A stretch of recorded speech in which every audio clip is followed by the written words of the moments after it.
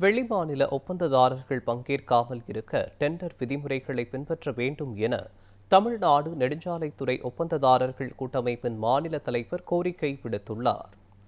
தமிழ்நாடு நெடுஞ்சாலைத்துறை ஒப்பந்ததாரர்கள் கூட்டமைப்பு ஆலோசனைக் கூட்டம் மாநில தலைவர் திரிசங்கு தலைமையில் திருச்சியில் நடைபெற்றது. இதைத் தொடர்ந்து பேசிய மாநில தலைவர் திரிசங்கு, டெண்டர் முறையில் புதிய அரசின் கொள்கை முடிவை சங்கம் முழுமனதோடு வரவேற்பதாகவும், வெளிமாநில மற்றும் தகுதியில்லாத ஒப்பந்ததாரர்கள் பங்கேற்காமல் இருக்க டெண்டர் விதிமுறைகளை பின்பற்ற வேண்டும் என கேட்டுக்கொண்டார். மேலும் நிலுவையில் உள்ள ஊரக உள்ளாட்சித்துறை சாலை பணிகளுக்கான நிதியை பெற்று ஒப்பந்ததாரர்களின் வாழ்வாதாரத்தை காப்பாற்றிட வழிவகை செய்ய வேண்டும் என கேட்டுக்கொண்டனர்.